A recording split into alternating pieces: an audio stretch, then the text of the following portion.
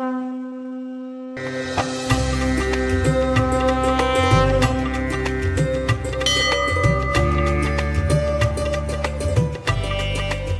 అమ్మ ఇప్పుడు ఇందాక మనం సర్పదోషాలు ఇంకా పితృదోషాలు ఇటువంటివన్నీ మనం చెప్పుకున్నాం కదా.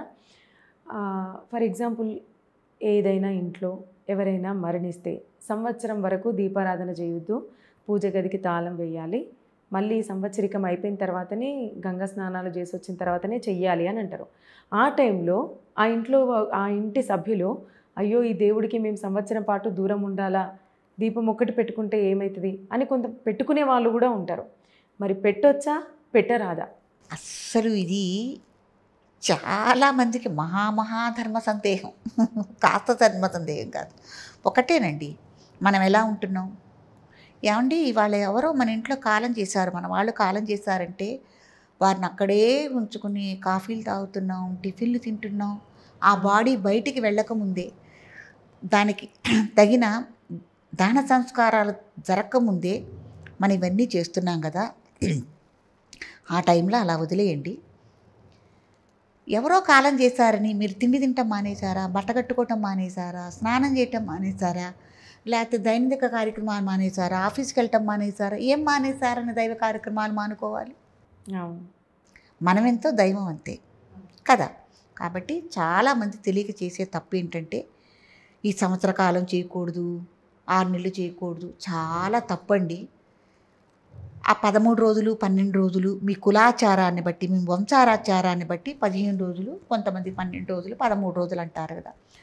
ఆ కార్యక్రమాలు కాగానే యథావిధిగా మీరు ఎలా అయితే లోగా అయితే చేసుకున్నారో నిత్య ధూపదీప నైవేద్యాలు, యథావిధి పూజా కార్యక్రమాలు చక్కగా కూడా బంగారం వల్ల చేసుకోవటటువంటి ఇబ్బంది లేదు. ఎందుకని లేదంటే ఒకవేళ బ్రాహ్మణుల్లోనే ఎవరో ఒక అయ్యగారు చెప్తున్నాడు అనుకోండి, మీరు ఇట్లా చేయకూడదు, అలా చేయకూడదు, గుళ్ళకి వెళ్ళకూడదు, చటారి పెట్టుకోకూడదు, తీర్థం తీసుకోకూడదు, ప్రసాదం తీసుకోకూడదు అని చెప్పినా కూడా వాళ్ళు అలా ఉంటున్నారా?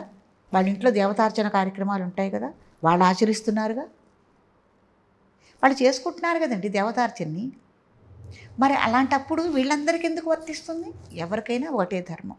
కాబట్టి ఎవరైనా కాలం చేశారని దైవారాధన కార్యక్రమాలు ఆపుకోవటం అనేది చాలా తప్పమ్మా.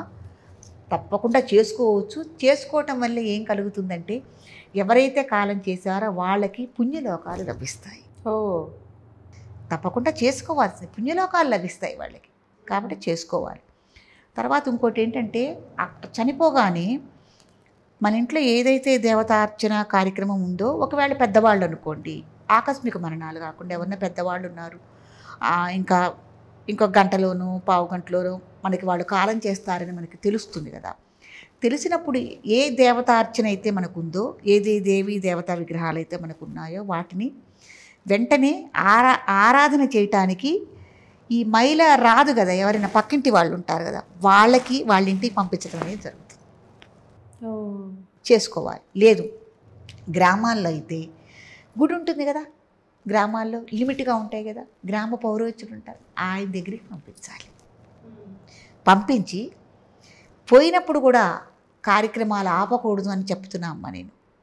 పంపించి ఆయనకి ఈ ధూపదీప నైవేద్యాలకు సరిపడా ఏవైతే ఖర్చులు ఉన్నాయో వాటిని వారికి ఇచ్చి ఈ దైవ కార్యక్రమాలు ఆ 15 రోజులు కూడా చేయించాలి.